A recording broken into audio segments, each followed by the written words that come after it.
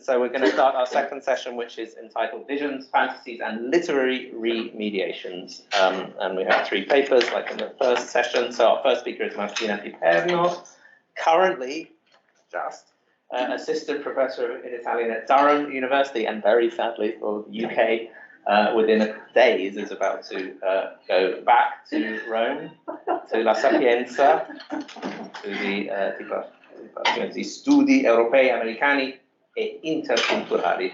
Martina is published widely. Her first book was on Leopardi and Vico, Rebuilding Post-Revolutionary Italy. And her second book, which is possibly relevant to today, a very interesting volume on Etruscans, L'Antichità crudele, Etruschi e Italici nella letteratura italiana del Novecento. So Martina today is going to speak to us. We have a title, not yet. Etruscan Spaces in the Literary Imagination of Fascist Italy, the Ghost of Internal Colonialism and the Issue of Primordial Diversity. Martina, thanks. Thank you, Robert, for your presentation. Thank you, Gianmarco, for inviting me. Thank you for being here. I'm feeling a little bit of an outsider here, being a literary scholar, but I hope that what I'm going to say is going to anyway fit in the overall discourse of this fantastic day. So thank you again for thinking of me. So I was just about saying to Sam that my research on the literary memory of the Etruscans relies on quite a big deal of research being carried out in these days, in the last few years, on the reception of the Etruscans by historians, Etruscologists, art historians, historians of race, and I'm also very happy to be able to mention 2 PhD dissertations, Andrea Vallis and Chiara Zampieri's. Andreas is just about to be published. So quite a lot of work and counting, and publications are still coming. So there is really something about Etruscan culture is very, very lively today, and the reception of what Etruscology has come into be, has become an independent discipline in Italy. And how the debate, the reception of the Etruscan has to do with race, has to do with the obsession with Italian origins, and so on and so forth. So this is just a selection of the sources available on the topic, and my own book is just the little literary piece about it. And as I said, more are coming in the near future. So what I'm going to give you a little bit of examples of literary remediation of the lost, between inverted commas, Etruscan story. But first, a little bit of context, particularly for fascism. So we know that fascism was all about the myth of Rome, and particularly in the late 30s, when the imperial subject became mainstream. But before that, there was a lot about Etruscans as well. A possible starting date for something that we can call, has been called Etruscomania, and does not relate exclusively to Italy, but it's rather a European-wide phenomenon. It's probably the discovery in the middle of the First World War of this statue, the Apollo of Bay, which is now today at the beautiful Museum of Villa Giulia, a museum dedicated exclusively to Etruscan art and pre-Roman Italy as well. So it was discovered in 1916 and popularized between 1918 and 1919 by Quirino Giglioli, who would later become one of the big names of fascist archaeology. The fact that a statue this big, this beautiful, this integral was found prompted a series of cultural responses, including poems being written about the statue, about this, about the so-called futurist god, or the Tuscan Apollo, as it has been called. Chiara Zampieri's dissertation has reconstructed the whole of this literary production on the Apollo of Veii. 1922, with fascism coming into power, means that, among other things, an Istituto di Studi Etruschi is is established, and in 1927 its own journal, which I think is still standing, Studi Etruschi. And in 1926, the first Convegno Nazionale Etrusco, if you read the atti, which are available, it's all about, oh yes, the Etruscan world is, the rediscovery of the Etruscan world is gonna give new life to the new Italy that is now represented by fascism. Only a couple of years later, the first international Etruscan convention has Benito Mussolini as honorary president, so very much like institutionalized and present, but that's quite almost immediately fades away. And in 1937, with the Mostra Gusea della Romanità, it is possible to witness a true Rome-centric turn, with the statue of Apollo of Bay just being in a corner and everything all about Rome. For example, the statue of the god Tiber right in the center of the main room, as it has been showcased by a recent paper by Marie-Laurence Hack. So two names among the many I could mention are Pericle Ducati, Etruscologist and active publicist on a series of journals, and Massimo Pallottino as well, who you can see here photographed at Villa Giulia with the full Orbace, and they are both not only Etruscologists, not only people involved in the institutionalization of Etruscan studies as a discipline, but also active in fascist propaganda. The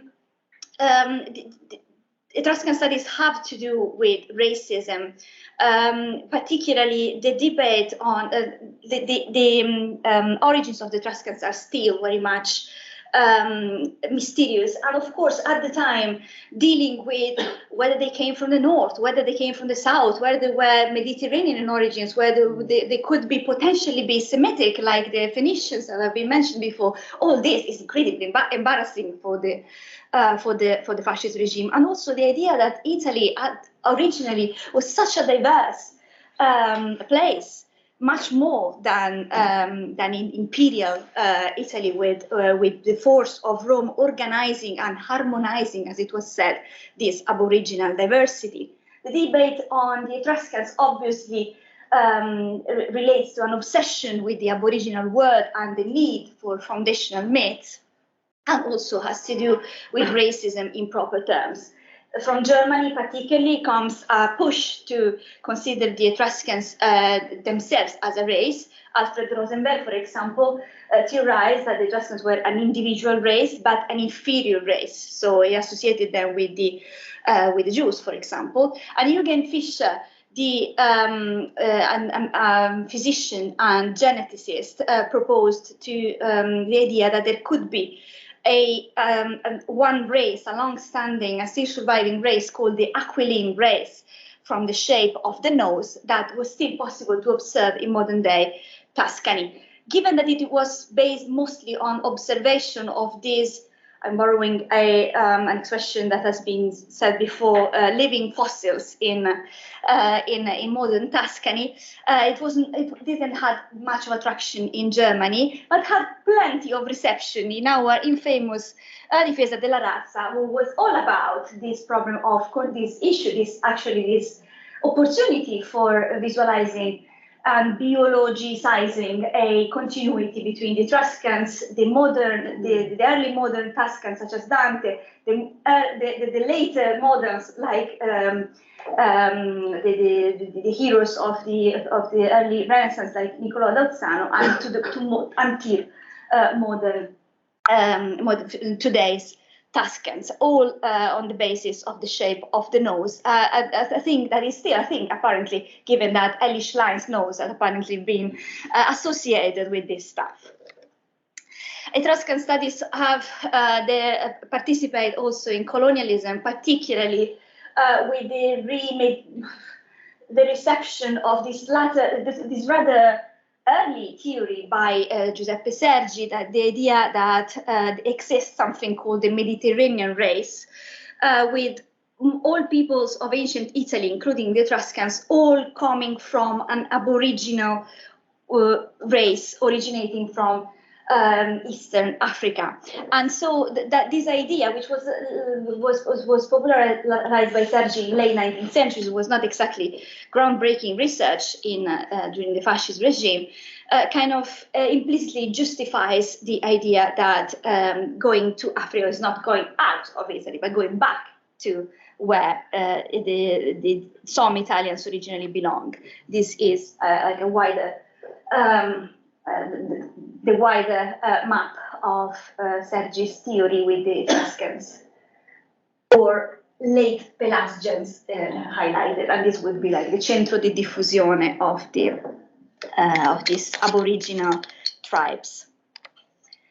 Another chapter of an ideal book on Etruscan studies and colonialism would definitely be the participation of Massimo Pallottino to the Rassegna Sociale dell'Africa Italiana, a rivista delle colonie, where he puts his expertise as a historian of the ancient world at the service of the colonial enterprise, with quotations like this idea that Roman colonialism, that is fascist, the model of the fascist colonialism is good, as opposed to other colonialisms which are bad, because the ideal of Roman and then fascist colonialism is harmonizing, is organizing. So that's another idea. This has been studied widely by Antonino De Francesco in The Antiquity of the Italian Nation, and then has been the object of a very defensive article by Maurizio Rari in one of the edited volumes by Marie-Laurence Sark, I think the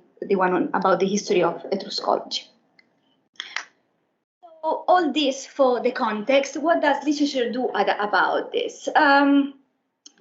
Rather than mirroring this, the instances offered by the fascist propaganda, even those who are closer to the fascist regime tend to find inspiration more into the contradictory aspects of the Etruscan myth, and to find interest in the uncanniness, in the unresolved nature of this origin story and of their violent end. So two options are trendier than others. The end of the Etruscans can be regarded as something fatal that just had to happen to let the Roman civilization flourish and to rejuvenate the Italian peninsula, which was already decadent in this view. Or the conflict between the two peoples can be highlighted dramatically. An example is the series of articles that Vincenzo Cardarelli publishes about the Etruscans. He was born in Tarquinia, despite not being of Tuscan descent. He was born in an Etruscan city and writes a lot about the Etruscans. But this prose in particular is entitled I Etruschi, but just one of a series about his own town. And this describes the Etruscans as a culture of twilight, basically, eternally decadent, that could not but be fatally destroyed by the eternal forces of Rome. And it gives an interesting natural reason for this end by equating the rise of Rome to an earthquake, a terremoto. So, I mean, it's a terremoto, so I mean, it happened. There is no one's fault, and kind of gets away with responsibility as well. Another example of how literature that can be associated with that is closer, sensibility to fascism. It could be Dino Garrone, who was a diciannovista, so one of those people who, at first, were interested in the revolutionary aspects of fascism. This prose is all about the will of the Etruscans to disguise their defeat as a concession to this flower of Rome that historically needs to blossom. So rather than getting down to history as the defeated people, Di Rogarone says, they put in on a scene and they kind of pretend of being exhausted, of being finished, of being decadent, and so on and so forth. This is 1928. Il sorriso degli Etruschi. The smile, il sorriso, is a thing that continues to pop in this kind of remediation, because this is the fact that the Etruscan statue smile is one of the elements of the uncanniness of this kind of art. Even Malaparte, who was a proper, sincere fascist, even him, who writes a lot about Tuscany and therefore about the Etruscans, even him, struggles to mythicize the Etruscans, because this is a difficult myth to make like a pompous, glorious myth as the defeated people, as the people who lost against Rome. So his key is that of doom. The Etruscans were doomed. So the modern Tuscans are among all the peoples of Italy those who have are most familiar with hell, which is not necessarily a good thing. I mean, at least it's problematic. But yeah, this is one of the ways in which Malaparte highlights or characterizes modern Tuscans as well as the ancient Etruscans, people that are so I would say courageous, but that would even too positive. It's more like so corrupted that they know hell by heart, and they go back and forth to and from hell. This cover, which is a very rare cover of the 1927 edition of Malaparte's Benedetti Toscani, features the tipo perfetto di Toscano. So it's an example of that continuity of the obsession for the purity of origins also in post-war Italy. Alberto Savinio, for example, is one of those that kind of shows the turn of this myth and kind of incorporates it in a prose that it's all about the danger of history. He has no doubt in describing the end of the Etruscans as a loss, and the loss against a very violent entity, Rome, that was really determined to annihilate them, to ammutolire, to make them nude, and distruggere, to destroy them with an accanimento, so with particular strength. Why? Because the Etruscans were inherently different, and Rome was nemica di ogni diversità, enemy of every kind of diversity. So that's how Savinio, in 1940, so when the regime has already shown its approach to diversity in quite a strong way, this is how he refashions the Etruscan myth and transforms it into a myth of the victim, a paradigm of victimhood. Even, again, Savinio raises the issue of the loss of the language and therefore of the text, because the loss of textual representation, historiographical representation, is a particularly serious issue, because it brings the entire problem also to wider and possibly more relevant level, that of written representation in general. In the name of the doubt, that what if we only forgot what was really most important to remember? Se I fatti annientati fossero i soli memorabili. Here, anticipating the paradigm of victimhood that will be that it would survive the war and maybe is still active today. Another author that has used this paradigm of this binary paradigm of this enemy paradigm is Lorenz, which is not, of course, an Italian author, but I put it into my series of examples because it was widely read in Italy, even in English.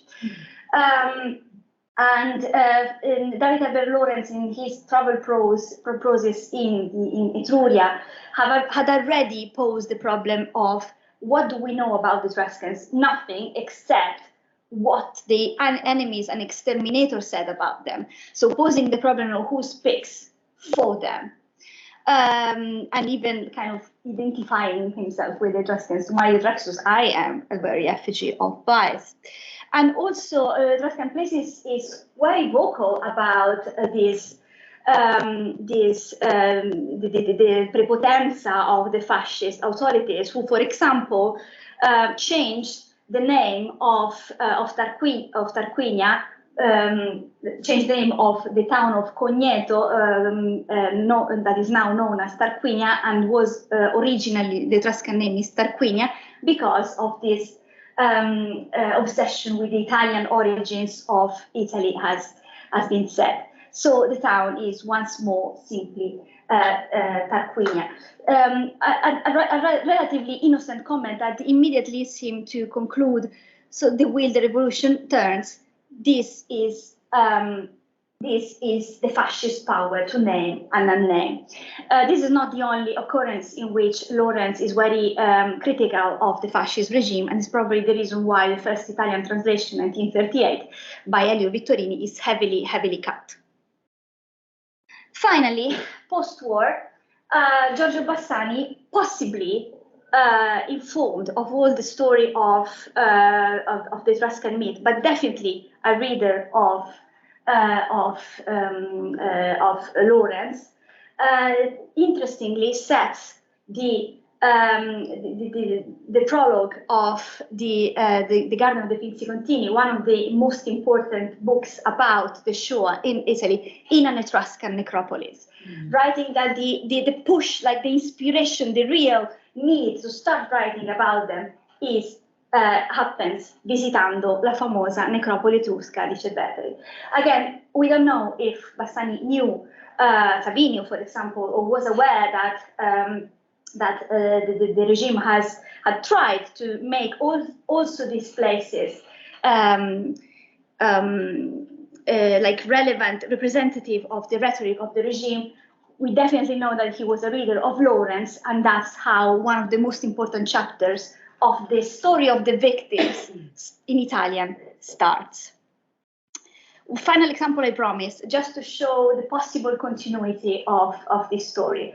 This is a very recent book by Elie Wiesel, the Shoah survivor and Nobel Prize for Peace. If you know this famous picture of Auschwitz, you probably know that this guy here is Elie Wiesel.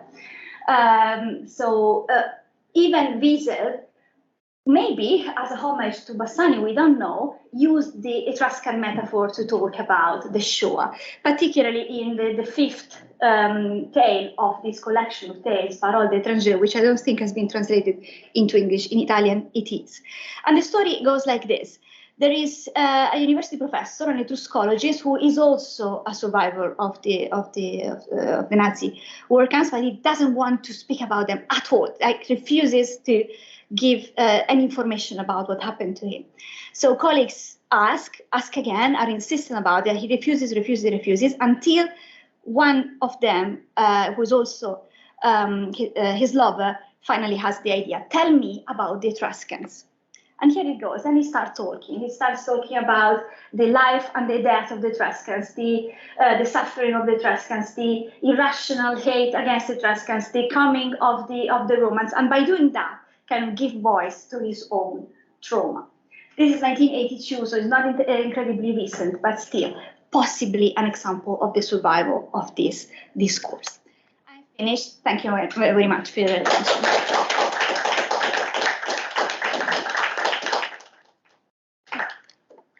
Martina, absolutely fascinating. Thank you so much. So, Nicolò is going to come up. Nicolò Bettegazzi from the University of Groningen.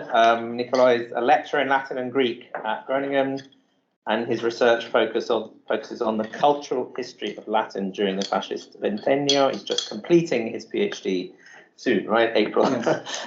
On ideologies of Latin in fascist Italy. And his paper today, do we have a PowerPoint or not? I have PowerPoint. Okay, so I don't know where I'm. Okay, probably in the desktop, yeah. Yeah, probably.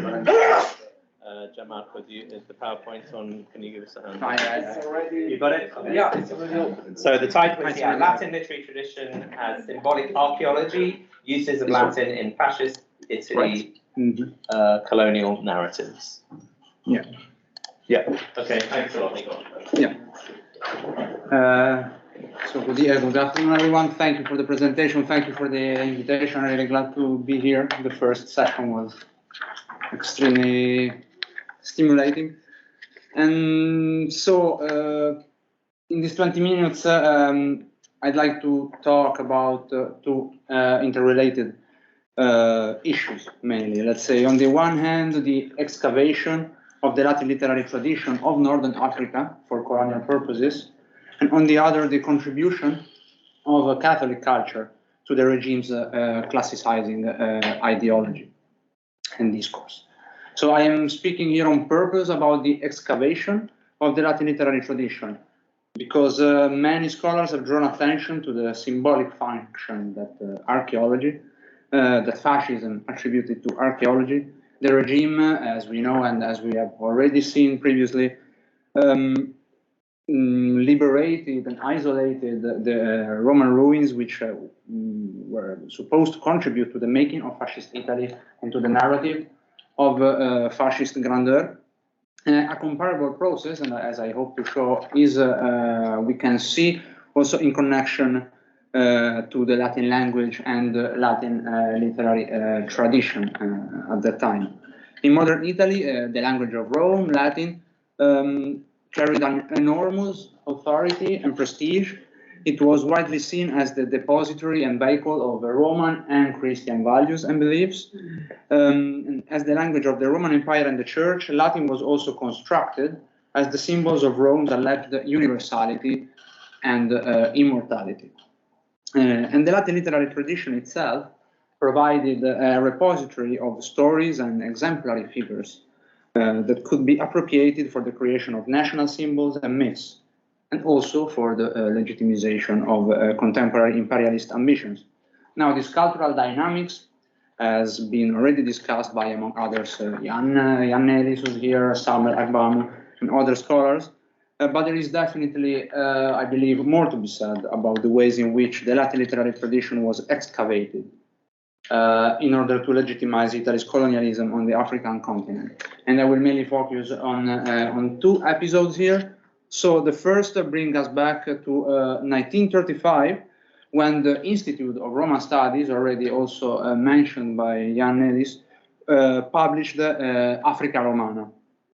So this is cover. This volume collected a series of lectures about the history and culture of Northern Africa under the Romans' rule, that is to say, between the mid-2nd century BC until the 7th century AD. The contributions ranged across a variety of topics and also had something in common. They all drew explicit analogies between the Romans' presence in Northern Africa and Italy's colonial ambitions in Northern and Eastern Africa. In fact, the volume itself, Africa Romana, had been conceived by the Institute as part of, and I quote, program of events for colonial propaganda. And perhaps surprisingly, the Latin literary tradition was one of the unifying themes of the volume. Different contributors mentioned the Latin literary tradition of Northern Africa among the lasting legacies of Roman imperialism. So, for instance, the historian Arnaldo Momigliano, a very influential historian in Italian scholarship, ended his contribution with a few words about the Christian thinker and writer Augustine, born in Tagaste, in modern-day Tunisia. In that period, so around starting with the diffusion of Christianity from the 2nd century CE onwards, Africa lived her heroic moment in the history of the spirit, that moment which will eternalize its having been Latinized. And from Africa, the greatest voice arose that has ever resonated in the Latin West after Virgil and before Dante, the voice of Saint Augustine. Now, this statement relied on and at the same time reinforced contemporary colonial narratives. Not only did Momigliano establish here a connection between ancient Rome, with Virgil, Christianity, Augustine, and Italy, with Dante, it also identified Africa's heroic moment with its period as a subject to Rome's domination. In the eyes of the speaker, the figure of Augustine embodied wider cultural, military, and political phenomena. The Roman conquest of Africa, on the one hand, and the contribution of Roman Africa to Roman culture, and most notably to the diffusion of Christianity. Now, Augustine was by no means an isolated episode in the Roman history of the region, for between the 2nd and the 5th century of the current era, the Roman province of Africa contributed crucially to the birth and development of Christian Latin literature. Now, the literary output from Roman and Christian Africa was not taken as a concrete model to be applied to contemporary colonial practices, but was rather seen as a generic source of inspiration, and most importantly, as a source of legitimization for fascist colonialism in Africa, and also for Catholic in Africa. Nowhere was this more explicitly stated than in the contribution by the Latinist Francesco Arnaldi. If the ruins are still there to testify to Rome's might and glory, helping us to reconstruct the aspects of the Africa that was its own, the spirit of the great Africans is alive in our anxieties, in our prayers, and warns us that from Ostia to Tagaste, from Mauritania to Cyrenaica, a Mediterranean Latin fascist civilization has to rise. Benito's Mussolini, Roman and Catholic Italy is worthy of replying the miracle of the empire. Now, of course, it would be very hard to find such a warning of this kind in the works of Augustine or any other author of the time. What we rather see here is that Arnaldi expresses the belief that Latin had been able to preserve a spiritual, let's say, connection between the Latin writers born in Roman Africa and modern Italians. And even more than the Roman monuments scattered around the countries of Northern Africa, the Latin literature produced by African writers was seen as the lasting expression of the Roman and Catholic universality, which fascism now claimed for itself.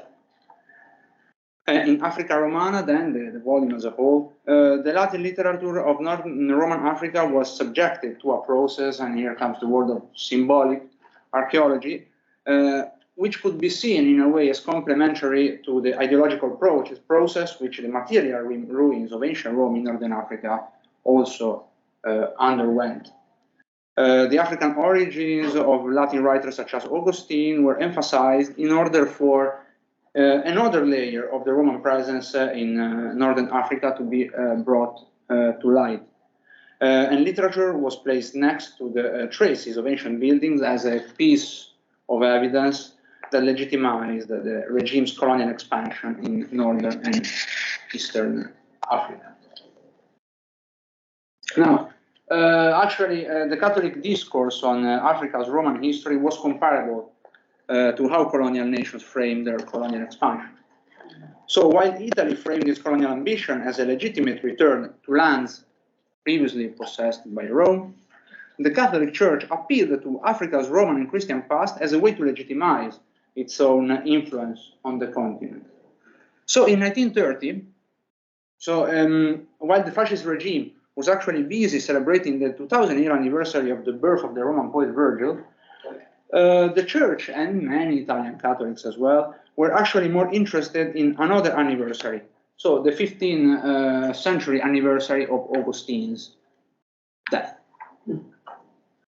So the Pope, Pius XI, actually delivered an encyclical on the topic, where he stressed the duty for Christians, and I quote, to call upon Augustine's intercession so that those who are still dispersed in Africa's immense regions, indigenous and foreign, either still devoid of a Catholic truth or dissenting from us, so not non-Catholics, may embrace the light of that evangelical doctrine which our missionaries bring them. At the same time, so here basically it's the projection of Christianity as a civilizing, let's say, force. But at the same time, precisely in virtue of his origins, Augustine was also cast as a civilized rather than as a civilizer, as you can see in the following quote. To use the words of an influential exponent of Italian Catholicism, the Barnabite Giovanni Semeria, Augustine embodied one of those cases of exotic elements conquered to the civilization and language of a people. if we place the words of the encyclical next to the second quote, we see the two perspectives on the history of Rome and Africa complementing one another as, let's say, complementary projections of contemporary colonial and even racial preoccupations.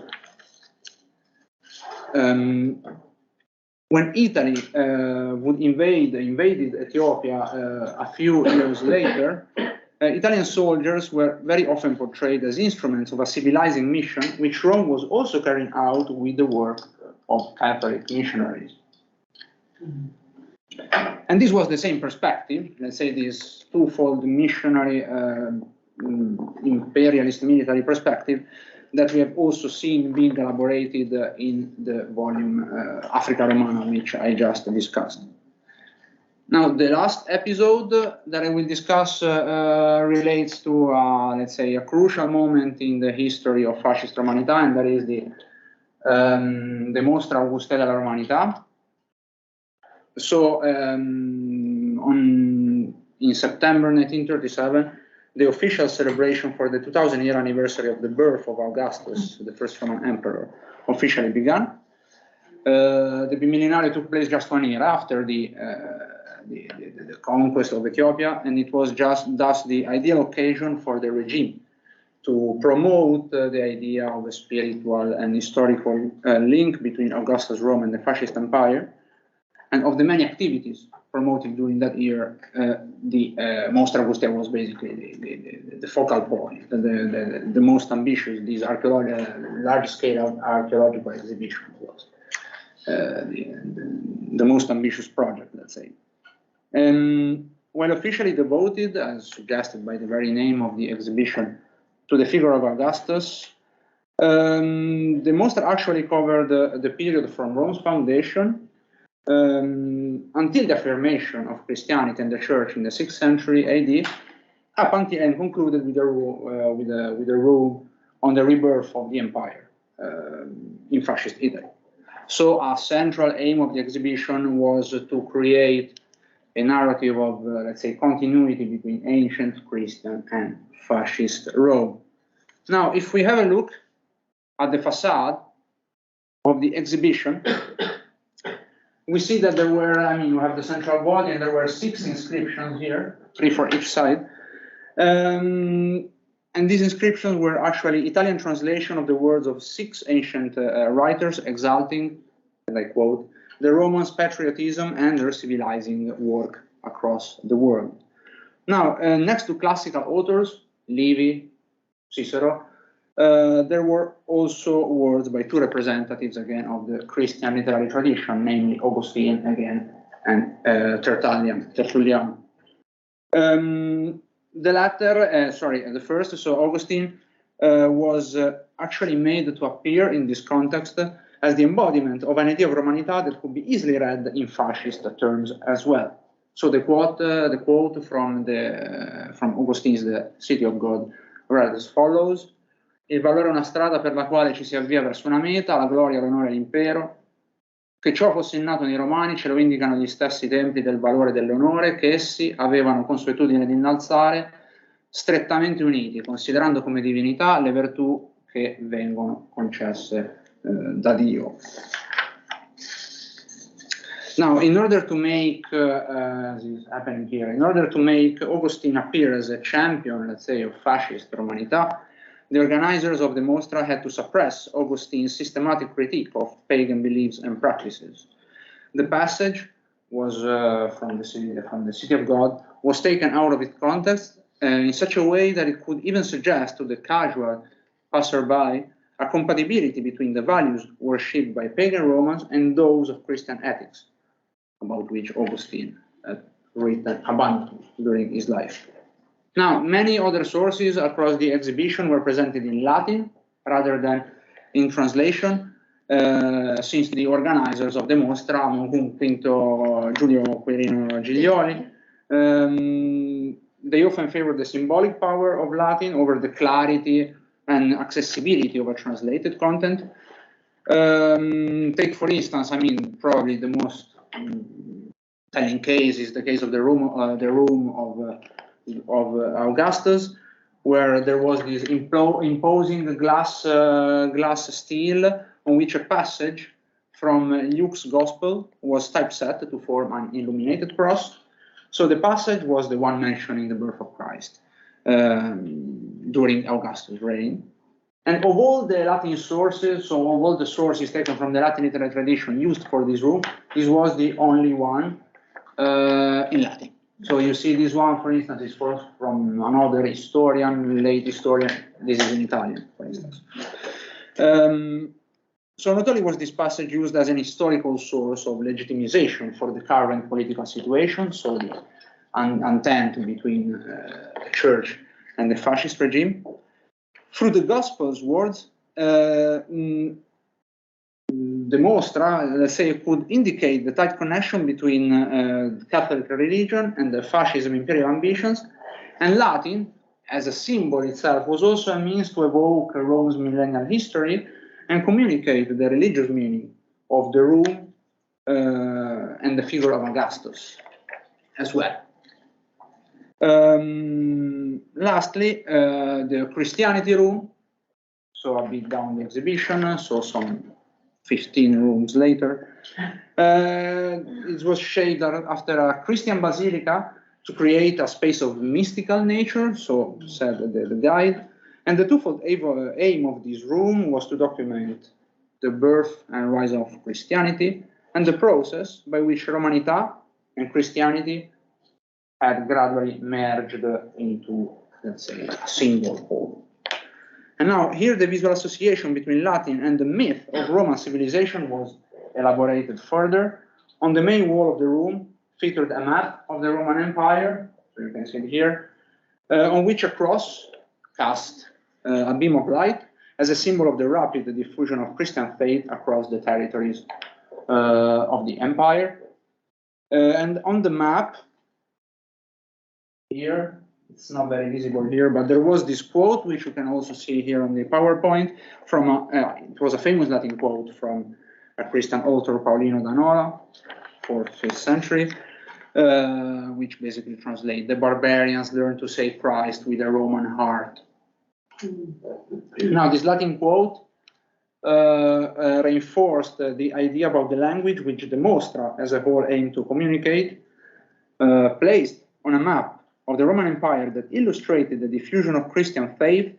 The Latin words illustrated visually, and as well as literarily, for those who could read it, the crucial link between the Latin language and the imposition of Roman culture and Christian faith upon the people of Europe and especially Africa.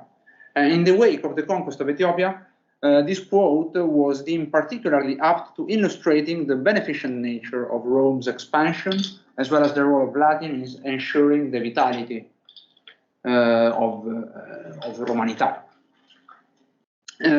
No less than the buildings of Roman antiquity and the various remains that one could see across the itinerary of the exhibition, the Latin literary tradition and the Latin language itself were thus used as a repertoire of myths to shape the identity of the fascist nation and the fascist empire, not least with the support of the Catholic myth of Rome's universality and civilizing mission. Do I still have some time? One or 2 minutes. Okay, then I think I can also read the following. So the conception of the language as the vehicle and symbol of Roman universality also made it, that's more of a coda, let's say, into Italian schools in the late 30s. The school reform of 1939, also known as Riforma Bottai, introduced Latin for an unprecedented range of students as a means designed to put students in contact with the tradition of a twofold universality, that means Roman and Catholic universality, which the fascist regime claimed to be incarnating and reviving. And it is in these very terms that the minister behind the reform, Giuseppe Bottai, spoke about the function of Latin in the new educational system. And I quote, "Un impero," affermava uno studioso tedesco, I don't know who is talking, which studioso tedesco exactly, but yeah. "Genera la lingua imperiale, se cioè nessuna lingua fu più imperiale della lingua di Roma, perché nessun impero fu più impero. in quella lingua che lo spirito ha prescelto, quando ha voluto dire con Roma e con la Chiesa la parola universale, i nostri giovani potranno scoprire tutto ciò che onora l'uomo e ne fa degna la vita. Now, Bottai school reform was very short-lived because the year after the implementation, Italy entered the war and soon lost, and the reform was basically deleted. And even in post-war Italy, even the Latin language gradually lost its prestige and status, although the myth of a superior Roman Christian civilization did not immediately disappear from the horizon of Italian classical culture, but that's probably a topic for another discussion. So thank you all for your attention.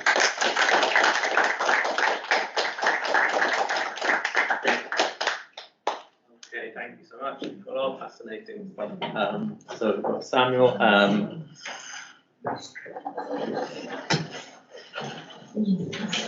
don't know. Does anyone trust me to do this? Yeah, it's already open. Okay, it's already open. Okay, get rid of this one. I'll leave myself. Let me do the introduction. Not touch buttons. Samuel Agbamu is a Leverhulme early career fellow and lecturer in classics at Reading. He wrote his PhD at King's College London on ancient Roman and modern Italian imperialism in Africa. And his current project, his Leverhulme project, looks at the role of Petrarch's 14th century epic, The Africa, in transmitting constructions of Africa and so on into early modernity. So Samuel's paper today, Materiality and Textuality, Representation and Reality, Trojans and Latins, Romans and They, Italians and East Africans. Great, thanks so much. Thanks so much for the introduction, and thanks for the invitation. I've really enjoyed all the papers so far today, and I've changed the subject of my paper slightly, and apologies for the really long title. Essentially, I wanted to look at the way that texts and material, the material traces of fascist or Italian imperialism manifest themselves, but then I was teaching the Aeneid last term, and I got stuck on a very particular inscription on the Capitoline Hill. So that being said, the story I'll be sketching out for you today starts long before the unification of the Italian nation state, long before Rome became its capital, so long before the modern Italian nation state embarked on its first imperial endeavors in Africa. It goes even further back to before the foundation of Rome itself, and looks at a particular moment drawn from that great foundation myth of Rome, Virgil's Aeneid, written somewhere towards the latter decades of the 1st century BCE, and set towards the end of the second millennium BCE. So let me set the scene, and for the benefit of non-classicists here, I'll be very brief because I don't want to patronize, but Troy has fallen. The Trojan hero Aeneas is sailing westwards, escaping his burning city. Over the course of the journey, he finds out that the homeland that he's to find for these Trojan refugees is beyond the Italian peninsula. So after a brief detour in Dido's Carthage in books 1 to 4 of the Aeneid, in book 6, Aeneas eventually lands on the shores of Italy. And there, the native Latins form an alliance against the Trojan invaders. Of course, we have Evander, the Arcadian king, who had come from Greece to Italy and allies himself with Aeneas. In book 10 of the Aeneid, we have the Latins led by Turnus, along with Mezentius, the Etruscan king, attacking the Trojan camp while Aeneas is off in Plantium, Evander's city. Towards the end of book 10, we have Aeneas returning to the Trojan camp with Pallas, the son of Evander, in tow, and there he fights the Latins. I've mentioned Turnus and Mezentius already. Pallas is killed, and in a bloodthirsty rage, Aeneas kills Mezentius and his son Lausus. So this is where my story begins, and this is a scene from book 10 of the Aeneid. Here we have Pallas, who's already been killed, Aeneas attacking Lausus, who's Mezentius' son. He kills them both. It's a morally ambiguous moment in the Aeneid. So at the start of book 11, which is where I pick up my story properly, Aeneas is conducting death rites for the people who have been killed in this battle of book 10. He starts off by setting up a trophy to Mezentius, and this is a representation of the trophy, which is Mezentius's arms and armor set up on a tree trunk. So once the trophy has been set up, Aeneas speaks the following words to his men. So I'll quote, "A great deed has been done, men. Let all fear of what is to come be gone. These are the spoils, and these are the first fruits of Primitii, taken from a proud king, and by my hand, this is Mezentius." This meaning the trophy he set up. So in the Aeneid, Mezentius is presented in overwhelmingly negative terms, as is the case for much of earlier Latin literature. As we learn from Macrobius' Saturnalia, in Cato's now fragmentary Origenes, Mezentius had demanded of the Rutulians, a Latin people, that they offer him the first fruits, the Primitii, which are usually reserved for the gods. So here is an act of impious hubris on the part of Mezentius.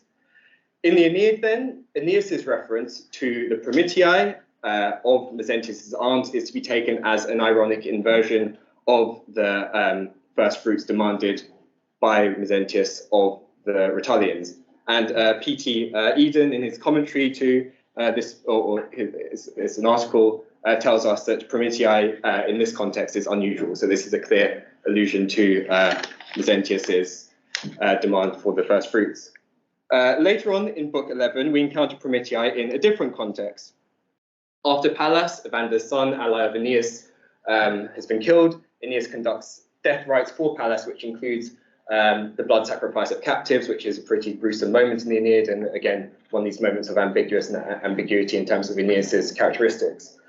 Aeneas takes Pallas's body back to Evander's city, Plantium, where Evander mourns for his dead son and the tragic outcome of his first battle. And this is what Evander says: "Tragic are the first fruits, again Primitii, of the young man, and hard is the education of war waged against neighbours." So again, here Primitii can either be read as first fruits, as is the case with Mezentius's demands of Rutulians and Aeneas's ironic inversion in the dedication of the trophy, or it can mean more figuratively beginning or initiation, as is probably more likely the case here. In Book 11 of the Aeneid, then, at this foundational moment for the city of Rome and the Roman Empire, we encounter these two sorts of Primitii. So first we have the death of Mezentius, which will contribute to Aeneas's later killing of Turnus at the end of Book 12, so the final book of the Aeneid, the very final moments of the epic, which beforehand we have this compromise. For people who don't know the Aeneid that well, in Book 12 we have a compromise between Jupiter and Juno. Juno is the enemy of the Romans and can't resist the destiny that Aeneas is bound to found the city, which will one day destroy Carthage. I won't get too much into that right now. So we have this compromise in the end of Book 12 where the Trojans are allowed to settle in Rome, in Italy, but assimilate to the Latins and the Etruscans. Then secondly, the idea of Primitii being the first fruits of a youth slain in war.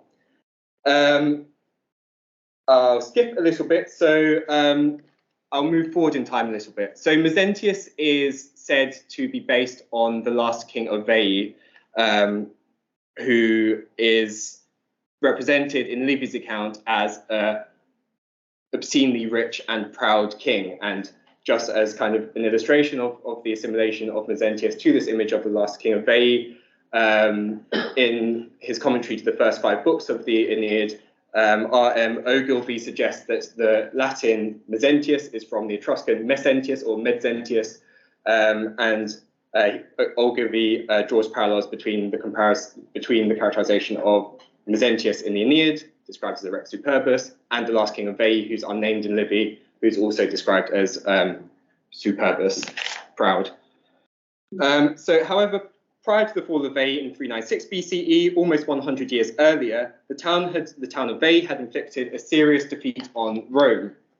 This was at the Battle of Primera in 477 BCE. And here is the map that I just got from Wikipedia, Veii in relation to Rome, which we know from Martina's paper. So the Battle of Primera, the context of this is that The Fabius clan of Rome, who you might know from Fabius Maximus Contator, the person who fought Hannibal in the Second Punic War. So the Fabius clan proposed constituting themselves as a standing army to fight the Veians, who are threatening the territory around Rome. So off they go, marching up towards the River Primera, and around the River Primera they establish a fort. And the people of Veii are conducting sort of raids on the cattle in the area, and are pretty comprehensively beaten by the Fabii every time they attempt a sortie against the fortification constructed by the Fabii. So they have to come up with a plan. Their plan is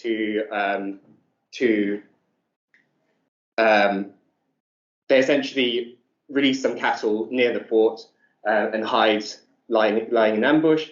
The Fabii rush out their fortification to try to capture the cattle. Out come the Fabii, and in an ambush they kill all but one of the Fabii. And this is just a picture from the 19th century of this battle, the Battle of Primera.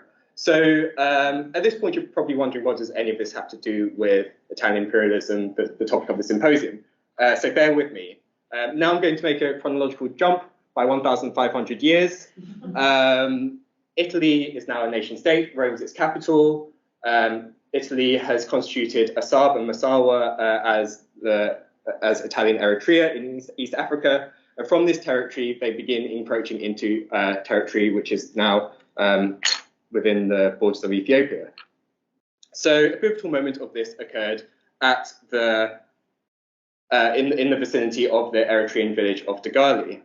So on the 26th of January 1887, a column of Italian troops comprising about 550 soldiers and headed by Colonel De Christoforus, en route from Massawa in Italian Eritrea to an Italian outpost within the Ethiopian territory at Sahati, were ambushed by a force of Ethiopian soldiers led by Ras Alula near the village of Dogali.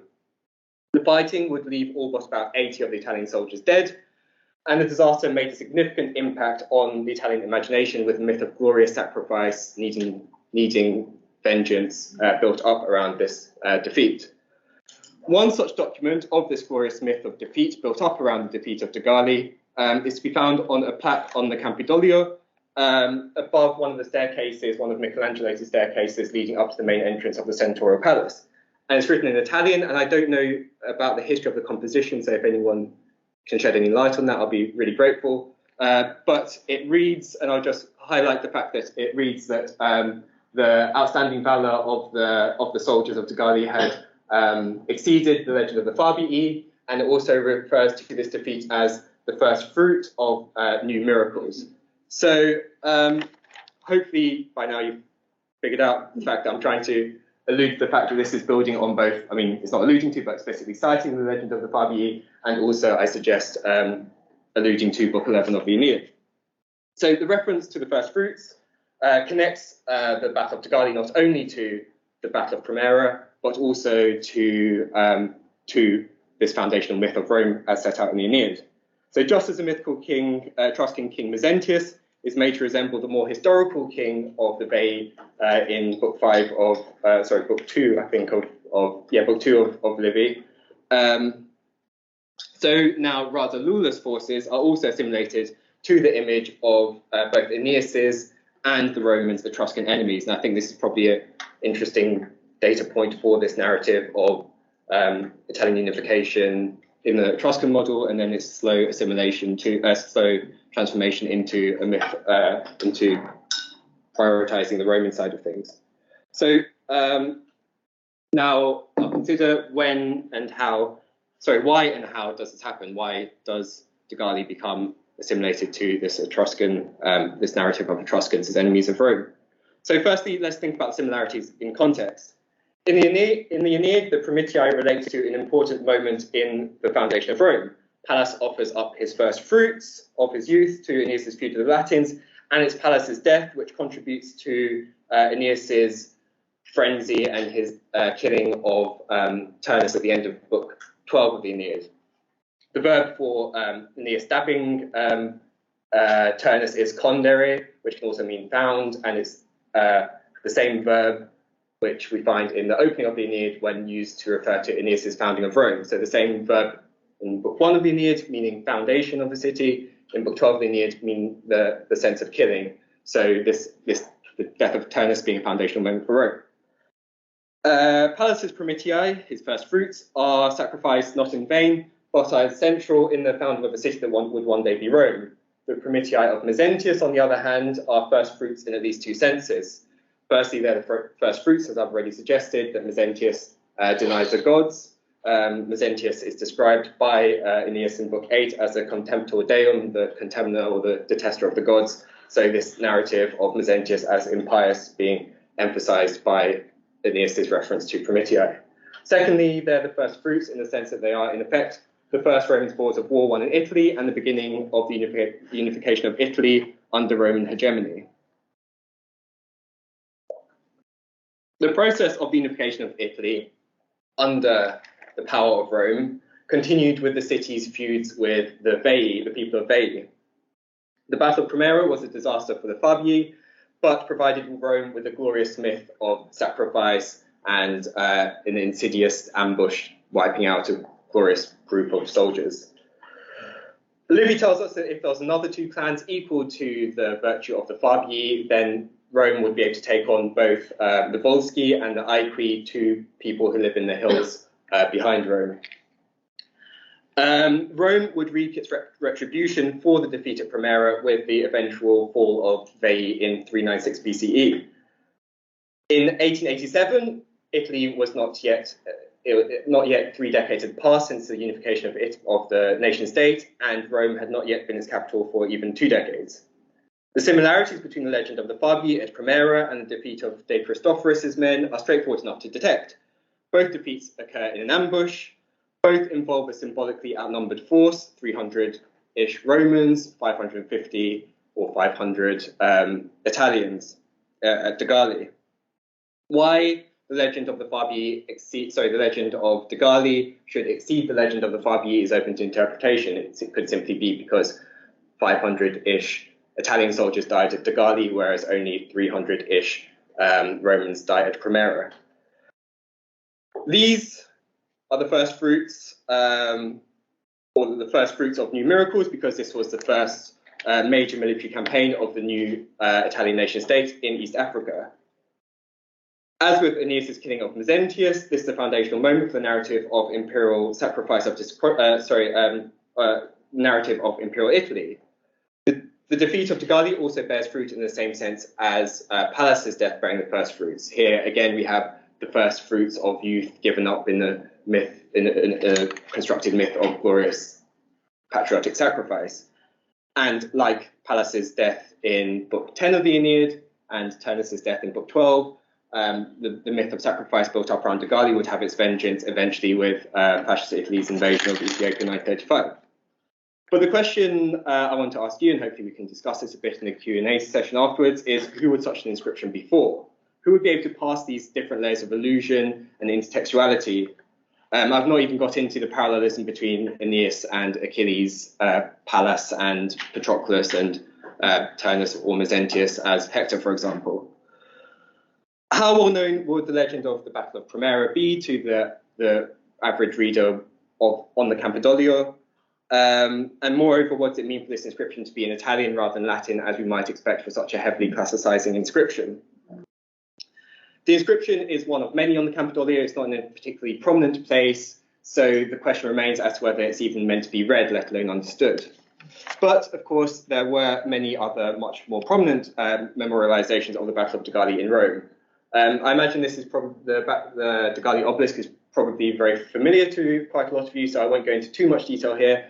But what I want to focus on just for the latter part of my paper is a moment from the history of the monument after the invasion of Ethiopia in 1935. So after the capture of Addis Ababa in 1936, the statue of the Lion of Judah was taken from Addis Ababa and placed at the foot of the Degali obelisk in almost an act of ritual humiliation for the Lion of Judah. An Italian inscription was put up to commemorate this removal of the Lion of Judah from Addis Ababa. And I'll quote from the inscription. It says, "This representation of the Lion of Judah was brought here from Addis Ababa after the conquest of empire.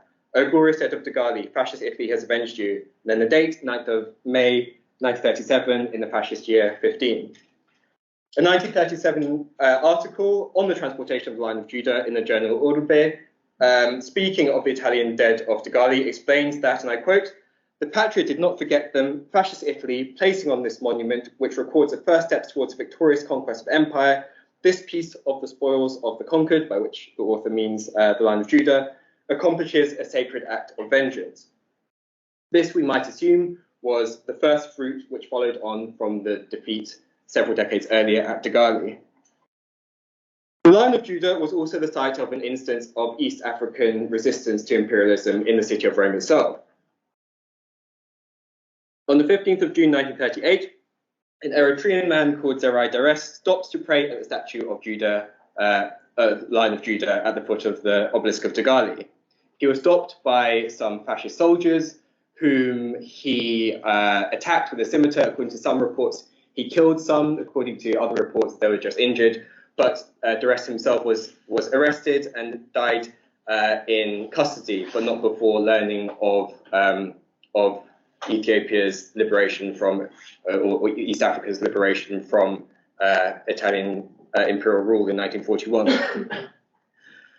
The story of the revenge was presented in a 1945 article of the Ethiopian Herald, an English language newspaper in Ethiopia, as follows, and I quote, "In religious anger, his sword, Dares's sword, was unsheathed, and in a rage somewhat similar to the divine fury induced by the priestess of Apollo, he fell on the would-be mockers of his country's national symbol and killed them, uttering these words, 'The Lion of Judah is avenged,'" end quote.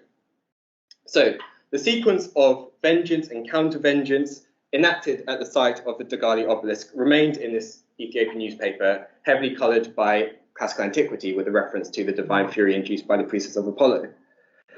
The Eritrean man's fury cast him as an epic hero, almost an Achilles-type figure, enacting his vengeance on the Trojan prince Aeneas' descendants. The Lion of Judah was returned to Ethiopia after the fall of fascism and the liberation of Ethiopia, but the obelisk commemorating this defeat at Dogali remains in Rome, not at its original location, but not far away. So the thread which runs through the material commemorations of Dogali, and which is anchored in the textual origins of Rome, weaves a winding narrative of vengeance and counter-vengeance, victory and defeat through Italy's ancient, modern, and contemporary history.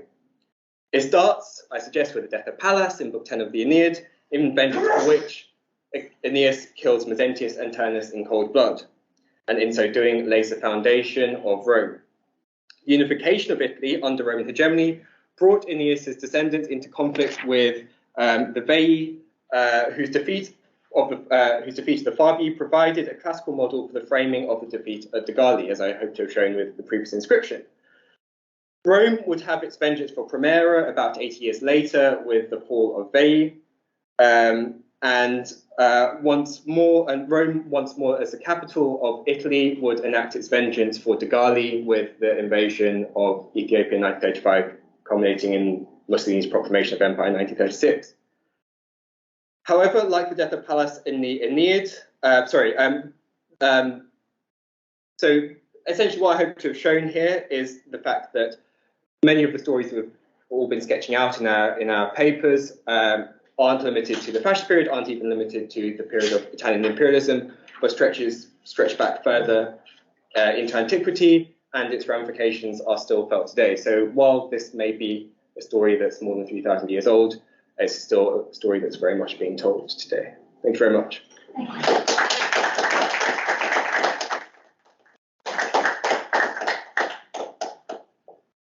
Thanks so much. Well, that's fascinating as well. So could we get all three speakers if you're willing to come back? Sorry.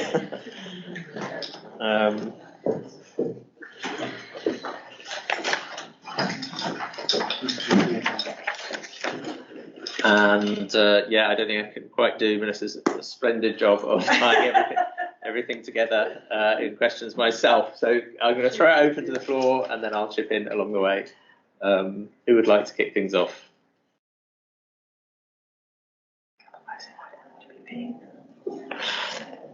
Well, If you don't have to, but if you want to, go on. I bet you have something to say. Actually, lots of questions, very like specific question, but also the broader picture. The broader picture for the whole panel is about the politics of translation. So also the studying the subjectivity of people behind this kind of appropriation, resignification of myths, languages, so on and so forth in your papers. The second question is more like related to Martinez Nicolò papers, but it's more a suggestion to build on. It's about the fulfillment of Italianness through the Mediterraneanness.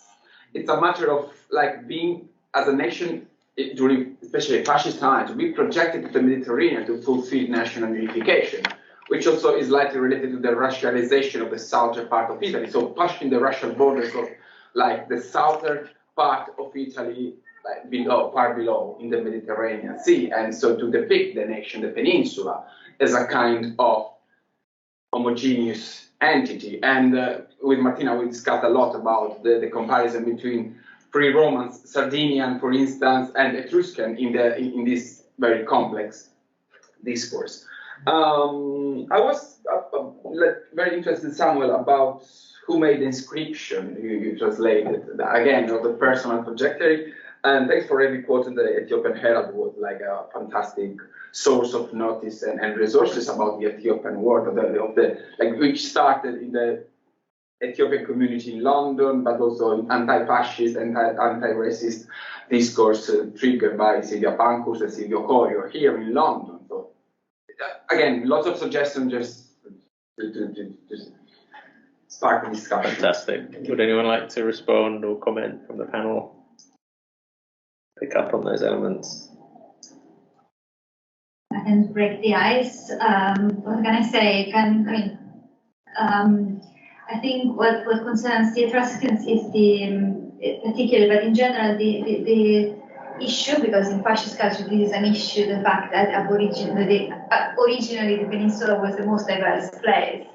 Among other things, something that doesn't really work is the different role that heteroctonia, if we can say that, had in the ancient world, that is the modern world. So coming from abroad, like the very idea of the legend of Aeneas is the fact that the hero that comes from abroad is a good thing in the ancient world, but it's less so in the modern world. So trying to reabsorb the peoples, but particularly the Etruscans who speak a non-Indo-European language,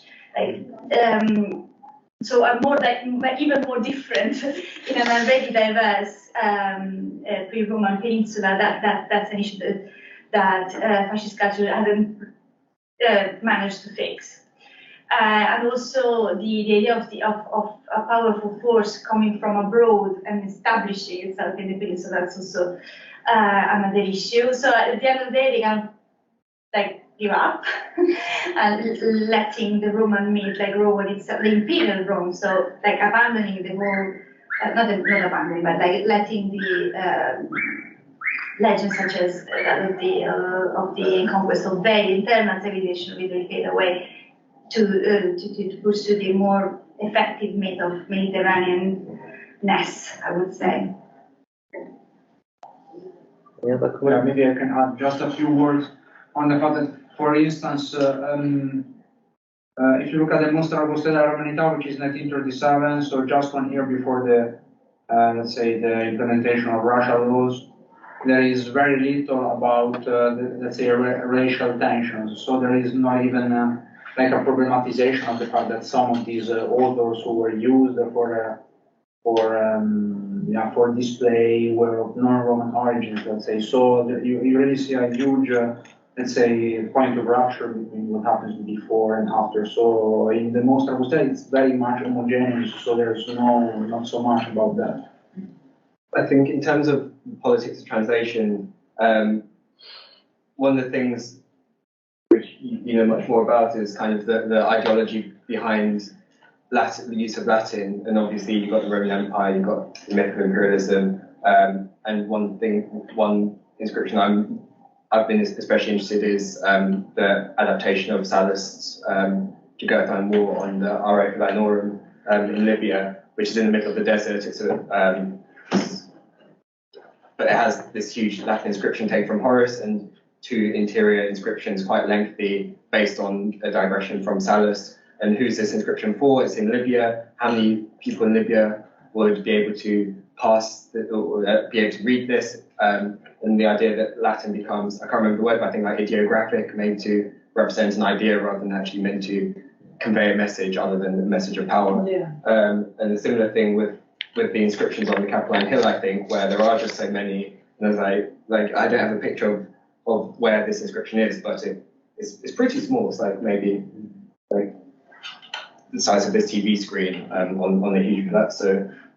And again, I suggest it's just an inscription for the sake of an inscription. And I think my difficulty in finding out who composed the inscription kind of is part of the idea that we're just going to commemorate for the sake of commemoration, maybe. And also speaking to you, the arch makes me think of, the arch in Libya makes me think of the idea of Italianness as Mediterraneanness, because Di Fausto, who is the architect of this arch, cites the arch as a distinctly Italian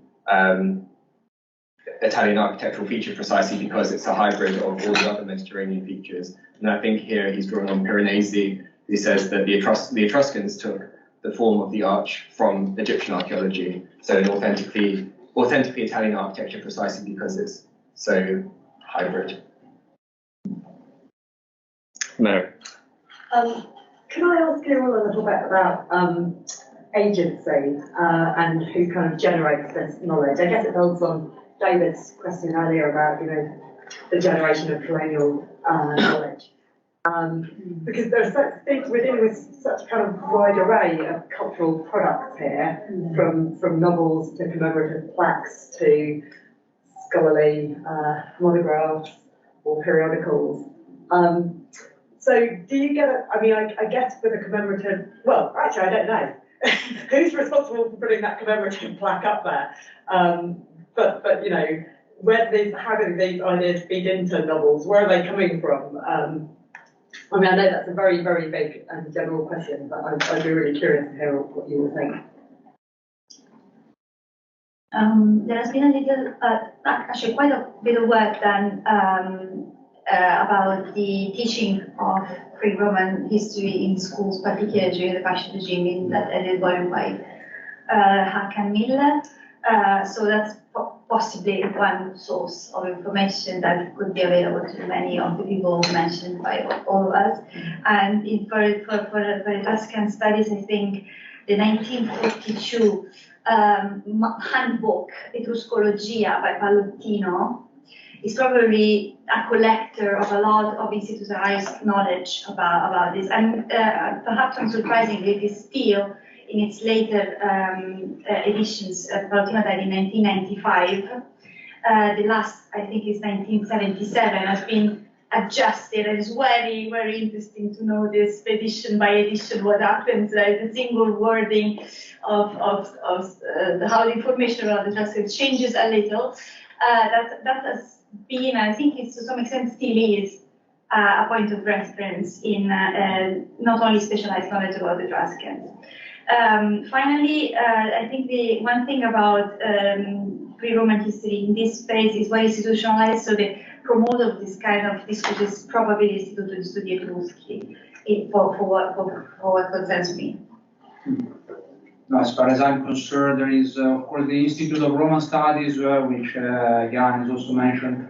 They have a very, very accurate documentation of everything that happens. So, for instance, the volume which I discussed, Africa Romana, there's a lot of correspondence between the idea, the mastermind, let's say, of the volume, and the various contributors. There are also ideas about how many volumes were printed. You can really follow what happens there. And also when it comes to the Mostra Augustea, that's a bit trickier because there is actually an archive, but it's in the Museo della Civiltà Romana, which is in the Eur, and that's not really accessible.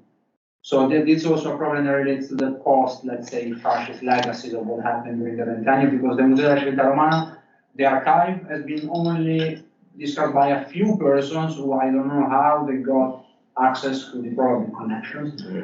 They got access to this material, but for the general public, it's very hard to get a hold on these sources. It would be possible if there were some more transparency, I guess, from the museum itself. So there's also a problem of accessibility. But it would definitely be possible in the Archivio Centrale, there is something as well. One of the reasons why I find the Eritrean man's story so interesting is because it is precisely an expression of East African agency within this context in the imperial metropolis. And again, the fact that I don't know, the fact there are diverging accounts as to how many, whether the fascist soldiers were killed or whether they're just injured, and also apparently he stashed them with a scimitar that he stole from the Colonial Museum. The fact that this is already so shrouded in myth, almost instantly, I think exemplifies just how difficult it can be to get at questions of agency. And again, the fact that I don't know the process behind the inscription, I'm going to look into that much more carefully. I found the use of Augustine at the Mostra Augustea really interesting because of the kind of, if anyone knows anything about the City of God, it's about that is very much out of context. So even a church father like Augustine kind of being ripped out of context. And I don't want to get into kind of misappropriations or kind of wrong interpretations of classical literature, but that does seem like a really blatant example of the agency of St. Augustine being subverted or even denied. But on that, I wonder if, Nicolò, particularly, I was thinking your paper, kind of like my earlier question about contestation, and did the church, like you presented, at least from the fascist side, a fairly harmonious idea of a kind of imperial and Christian joint double universality, I think you called it, but was there no space for the church pushing back from its side in Rome, even on the side of Latin, like who owns the Latin language and who kind of shapes its 20th century kind of presence? I think the Mostra Augustea is particularly interesting for the fact that it's like extremely harmonious, and it even had the fact that if we look at the institutional level, so like really church against regime, I mean the tensions were there and were even, I mean, they became even stronger after the implementation of the racial laws. So, but until that point, I mean, especially during the colonial invasion of Ethiopia, it was pretty much a very harmonious relationship. Of course, the Pope was worried.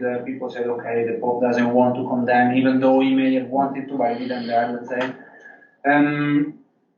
But I mean, it was pretty much an harmonious relationship at that point.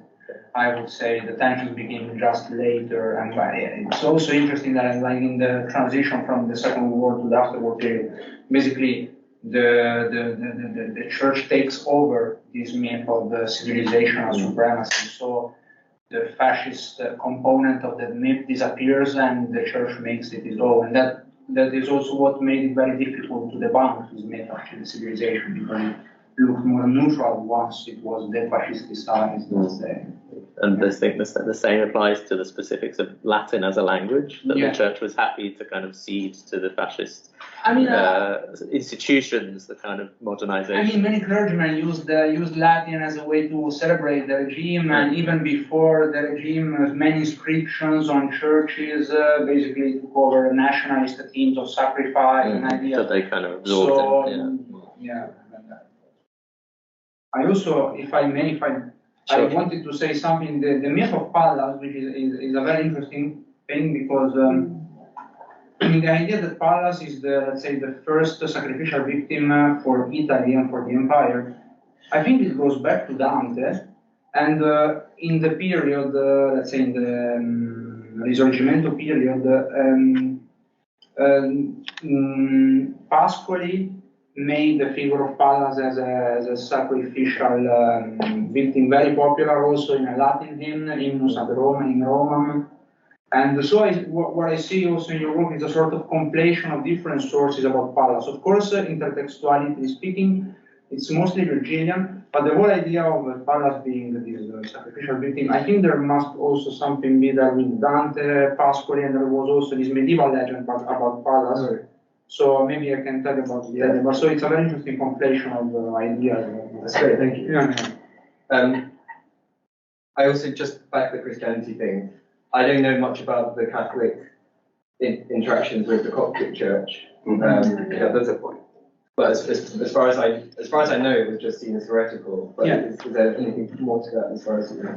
I didn't get too much into that, so I don't know. But if you look, for instance, on the encyclical that I mentioned, specifically, he also included so Coptic Church as dissident, basically, as Catholic faith. So they were included in this picture of not being proper Christians. But I didn't do a lot of research. Maybe Gianmarco. May I add something to it, because I totally see the point of the parallel eschatological representation of the conquest of Ethiopia as a kind of mission civilisatrice, the accomplishment of the marriage between the state and the church. Mm-hmm.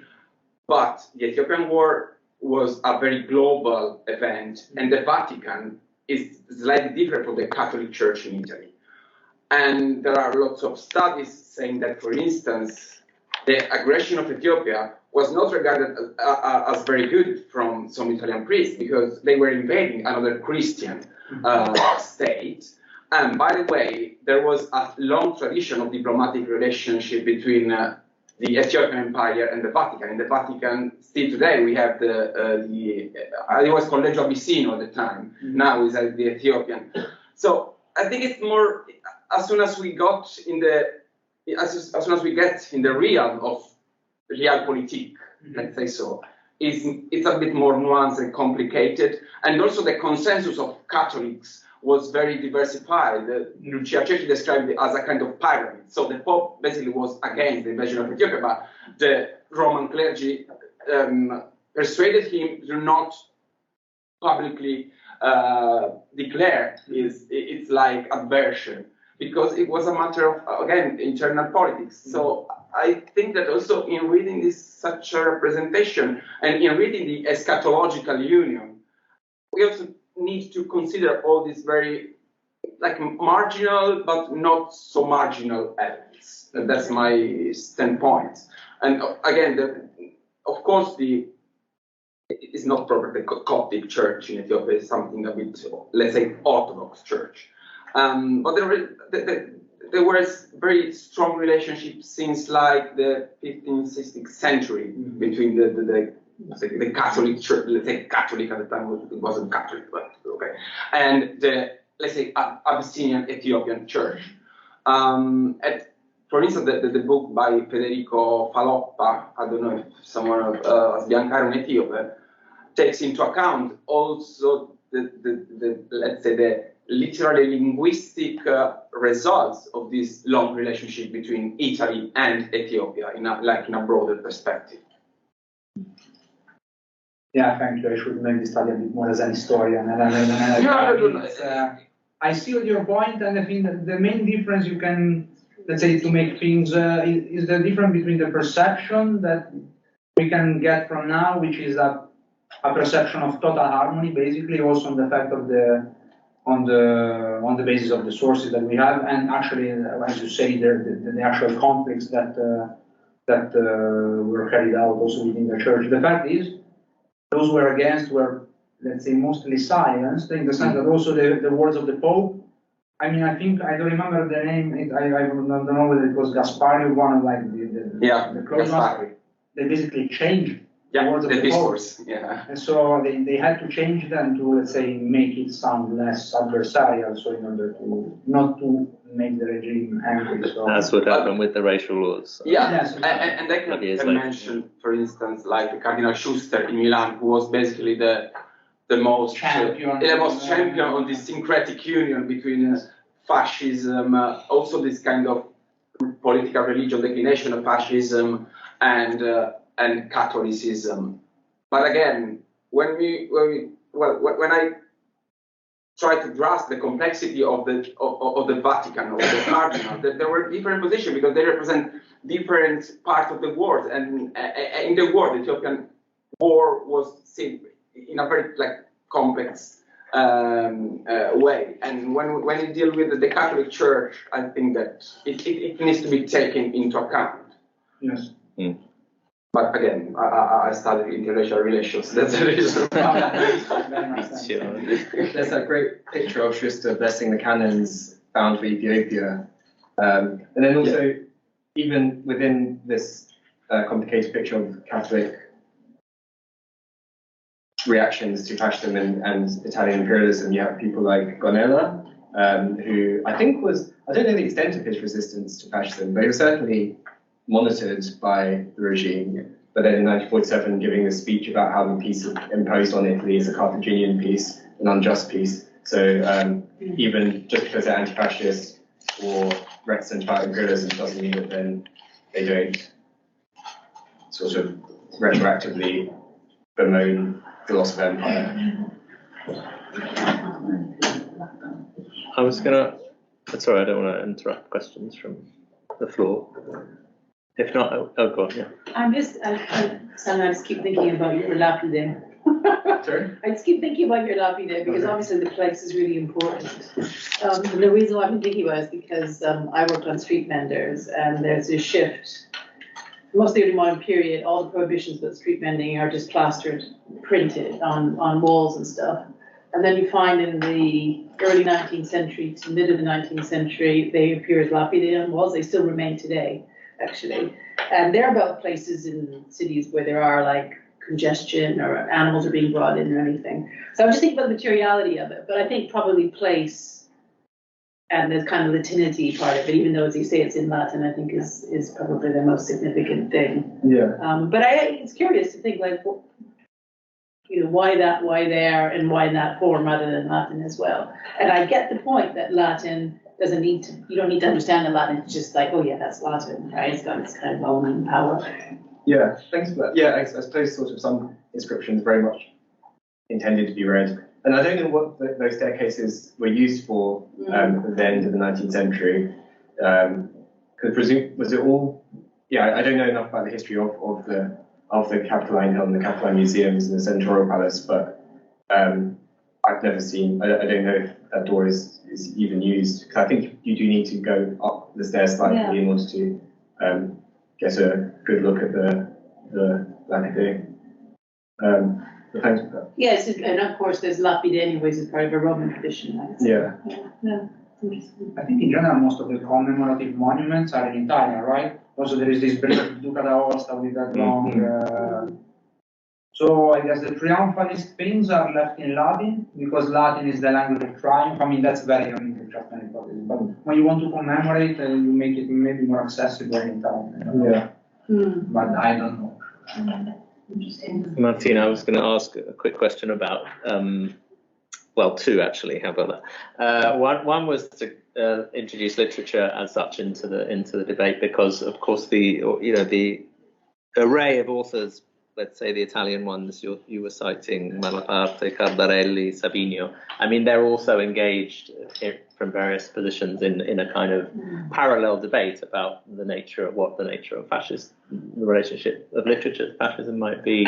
So as you jump in through this project and sort of look at how they evoke the Etruscans, I wonder if you see also a reflection back into that other debate about what the construction of a literary fascism, which was certainly with, say, Malaparte and the kind of Il Selvaggio kind of line, fits very much, I think, doesn't it, with this kind of elemental, primordial, the categories you were using in your paper. So as though for him, perhaps the Etruscan model is kind of feeding into what a kind of newly, dynamically vigorous, but probably quite unelaborated fascist literature could be. Whereas, I don't know, Savigno, different moments for him probably. But anyway, I just wondered if that would, since that's at least as central a debate as the debates within classics or archaeology as a discipline, it's like what the ground of debate over what constitutes a new fascist literature, a new fascist language in a literary sense. I think like the figurative arts are more responsive to the debate rather than literature, I would say, but maybe just something I haven't thought of, is that there is a response back into the scholarly, let's say, world from literature. But in the figurative art, definitely. There is the book by Martina about it, because basically the Etruscan art is seen as a primordial art of an autochthonous art, so responds to that necessity of not importing models from abroad. So it is not a contradiction for, say, Sironi, who was originally a futurist, to say that to the museums and then to take inspiration from the Etruscan world, because that, even if it's obviously musealized, kind of comes so much before that. It's kind of, that ideal primordial source of energy that, at least in that early phase, was the revolutionary side of fashion was looking for. So I would say this definitely works in a figurative. Now, speaking literally on top of my head, like an element of debate you can find precisely in Savigno, when he kind of supports evokes rather than supporting an hypothesis which was rather old-fashioned and not exactly trending at the moment, about the fact that at the moment in which he wrote, about the fact that the mysterious Etruscan language could be a Semitic language like the ancient Chaldaic and stuff. And evokes this rather like late 19th century source that had refreshed this hypothesis, which was, by the way, one of the favorites of the Medici back in between the Renaissance and the 18th century, particularly. And that is explicitly like destroyed by Massimo Lelio on La difesa della razza in the same year in which Savigno like refreshes it in Nico de Clio. So in this case, I can see some kind of debate, but I'm not sure I can think of any other examples on top of my head. Thanks. And the other question was a quick one. Are there any comparisons between Etruscans and Spartans? That's kind of militaristic sort of. Again, not on top of my head. No, not in my mind. Charles. Just following on from that, and sorry, I was only present at Samuel's paper, but I mean, one thing that is emerging very strongly, I mean, the way that you can frame your talk is, you can frame it in all sorts of ways, but one of them is the kind of history of toxic masculinity, is it not, in some way? That you have the way in which masculinity is associated with honour, peer pressure, official sanctions, celebration, and then afterlife, how narratives actually work in the material framework and physical sense that they have, which connect with the First World War. And of course, all these into fascism, but fascism in that perspective becomes a chapter in the history of masculinity, which in a sense you trace very well, and it becomes kind of less shocking because it is part of this this extensive and fairly homogeneous type of celebration of masculinity. Is that a possible reading of what you were saying? Yeah, definitely. So another set of parallels that I didn't mention, but was very much present during the fascist period, kind of around the time of the invasion of Ethiopia, was the parallel between the defeat of Degali and also by that time Adwa, and the vengeance of the invasion being set aside, the Battle of Cannae, which was in a year that I've forgotten now, but prior to the Battle of Zama. So these two defeats in the Punic Wars, Hannibal invades Italy, defeats the Romans at Cannae, Scipio invades Africa, Hannibal is recalled to fight Scipio's invasion, Scipio defeats Hannibal at Zama, and that being paralleled with the defeat at Adwa being avenged by the invasion of Mussolini's Italian fascism's invasion of Ethiopia. So that's kind of probably if I'm constructing this as kind of a history of vengeance and counter-vengeance set against the idea of masculine needs to avenge and committing, if we take the Aeneid as kind of like the foundational text for this story, Aeneas committing all sorts of awful acts in the process of the Aeneid, but still being pious Aeneas because he's being driven by the requirements of fate to pound Rome. So his treatment of Dido before being a hot topic for discussion in medieval later classical and medieval commentaries on the Aeneid. The killing of Mezentius, and Mezentius, as I said, is presented in a horrible way throughout the Aeneid, but his death is he's almost rehabilitated in his moment of death because he mourns for his dead son who's stepped in between Aeneas and Mezentius in order to save his father. And Aeneas, realizing he's done a bad thing by killing Lausus, Mezentius' son, and then finally the killing of Turnus, which is the last moment of the Aeneid.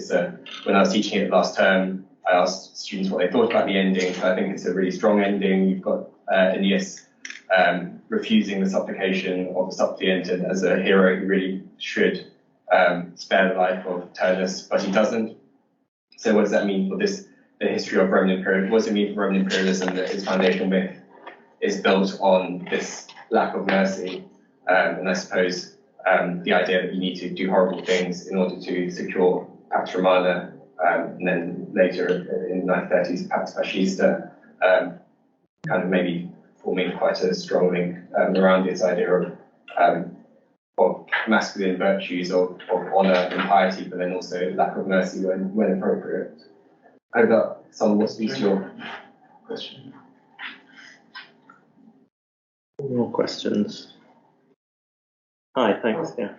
Just for Martina. So we just it was just mentioned. You just talked about a little bit about the I guess the inspiration in sculpture took from Etruscan sources, whether they were highly stylized or not.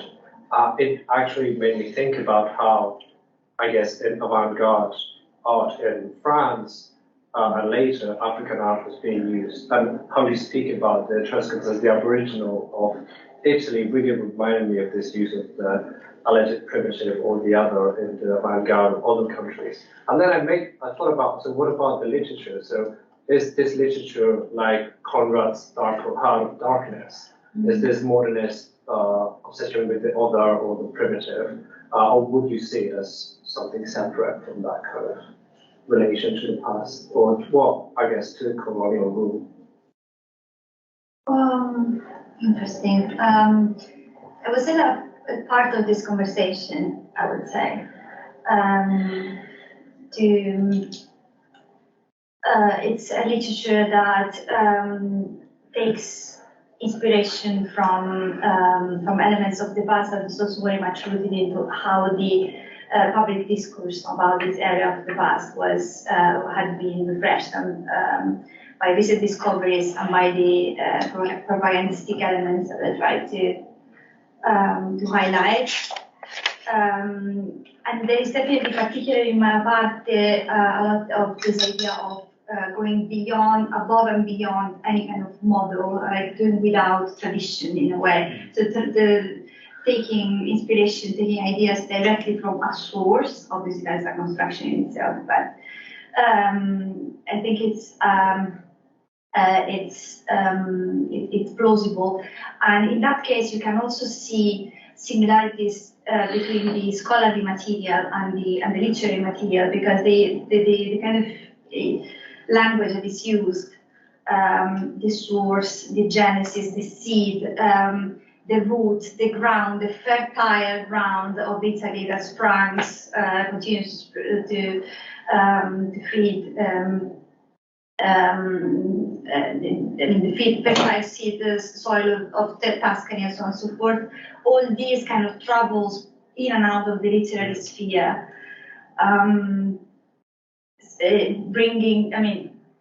showing that it's not just a literary phenomenon, but a phenomenon that has to do with imagination more generally.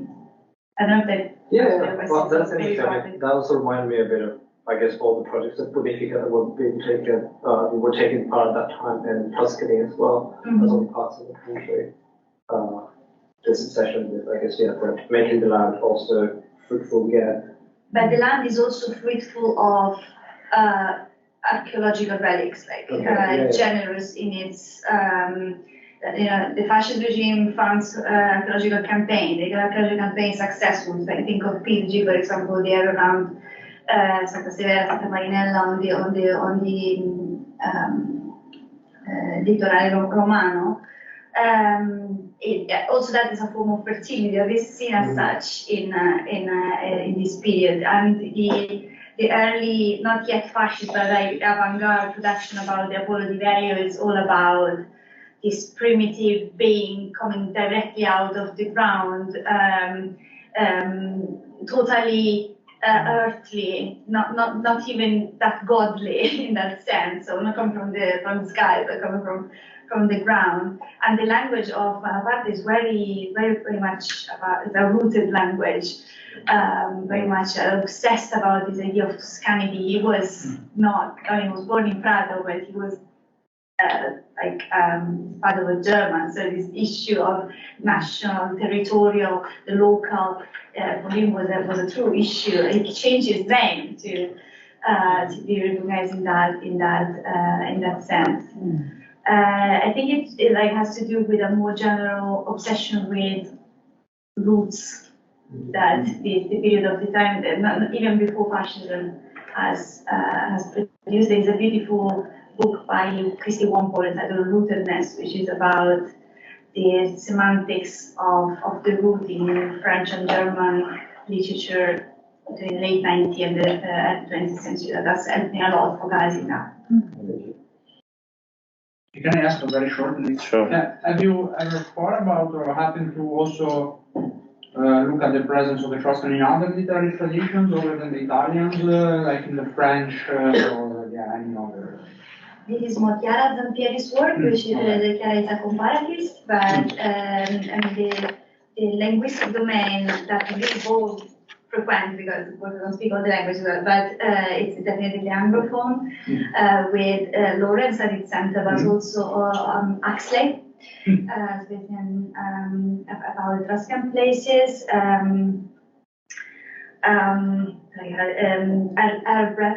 Brewster, which, if I remember correctly, accompanied Lawrence in his Etruscan travels. We have one of the poems about the Apollo Bevis by an American author whose name I can't think about that now. So definitely the Anglophone is what is the most productive. But there are artistic works about the Etruscans in a lot of languages, including Finnish, for example, a 1962, if I remember correctly, novel Turns l'Etrusco in Italian. I'm not sure about the original. And in the French domain as well, the German domain as well. So yeah, there is something, but that's precisely Chiara's doctoral dissertation. Okay, are there any final questions if anyone would like to throw in? Go on, yes. One very small one for Martina once more. Was it with Giuseppe Sergi at the beginning? You mentioned the Pelasgians. That's obviously going back even further, even more like hazy, completely unknown. I seem to remember that Lawrence is also interested in the Pelasgians. Is this another even harder to reconcile ancient civilization in inverted commas that gets called up as a trope, or is that quite a minority who appeal to that extra-Italian peninsula deep heritage? I think that's slightly minoritarian in this period. Like the Etruscans, I think mostly because of the abundance of ritrovamenti and the narrative that they were very much in fashion, like kind of dominate. Also at the expense of other Finnish peoples of Italy, such as the Samnites, about which we spoke earlier, or the Umbri, or in 1934, if I remember correctly, the Guerriero di Capestrano is found. It's a beautiful statue that belongs to the people of Piceni, but I don't think, as far as I know, that it made that much impact as the Apollo Bay did. It was like it was so popular that they kind of dominated and obscured a little bit that diversity that was there. And the Pelagians, it's basically a Bible like Hivanians, means everything in these videos. So you can find a lot of examples, as well, a lot of confusion about who those even more remote peoples were and did, and so on and so forth. Thank you very much. Great. Well, I think we'll draw to a close there, but let's say thanks so much for an incredibly rich panel.